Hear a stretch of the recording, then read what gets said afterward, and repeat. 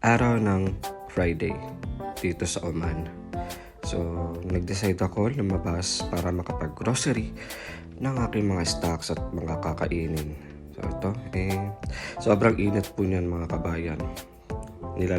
Ang plano ko ngayon is lakarin lang. Mula sa bahay hanggang sa Carrefour. Carrefour, yan yung building. Yan, ituturo natin dyan. Yan yung pupuntahan natin. So, mga oras na yan? Mga alas 6 na ng hapon yan. Maliwanag pa rin. Ayan. So, ito ay nagbakasakali lang ako rito dahil first time kong papasok sa mall na to. At awa naman ng Diyos tama ang aking napasukan. So, ayan. Medyo nakakapapa ako kung saan ako dadaan kasi hindi ko talaga alam dahil first time natin dito. Akat tayo na elevator.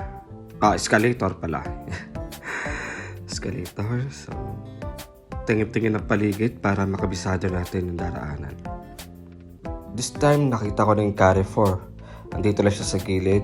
So, ginawa ko, kumuha ko ng pushcart na gagamitin ko para dito ko ilagay lahat ng mga makukuha ko. So, ang inuna ko is yung vegetable section kasi gusto ko ng gulay. At medyo nananawa na ako sa mga manok. Ayan. So, makikita nyo puro gulay to. Hindi ko siya kabisado. Hindi ko alam yung mga yan. Dahil walang kangkong, walang pechay ako nakita. Sinunod ko yung broccoli. Una ko nakita. Ang mura niya, silip-silip na ibang gulay na pwedeng kunin din. Kunin natin tong broccoli. Sumunod naman yung sibuyas. Kumuha ko ng ilang piraso para may panggamit ako. After nun, punta ko sa fish section. Nakakuha ko dyan ng bangus. Tsaka yung parang bisugo na malaki dyan.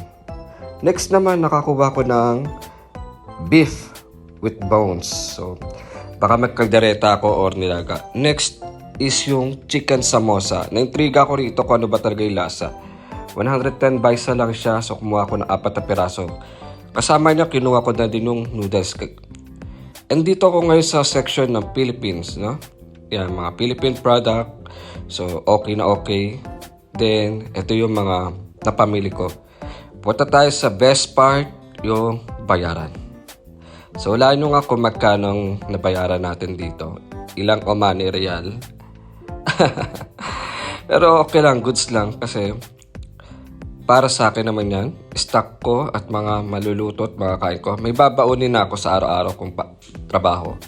So, ito. Nakuha na natin yung resibo. So, ang total na binayaran ko is 20.205 Omani Real. So, tapos na.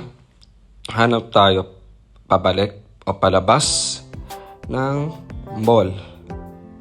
Pero, nagugulhan ako doon sa pag-ayos ng bagger. So, ang ginawa ko, inayos ko siya sa paraang alam kong maayos. Kasi ang daming plastic Best in plastic yung lugar na to. Hindi siya nakakatulong sa environment. Wow! Environmentalist. So, ang ginawa ko, isaysak siya para madali siyang bitbitin. So, this time, grabe yung pagod ko dyan.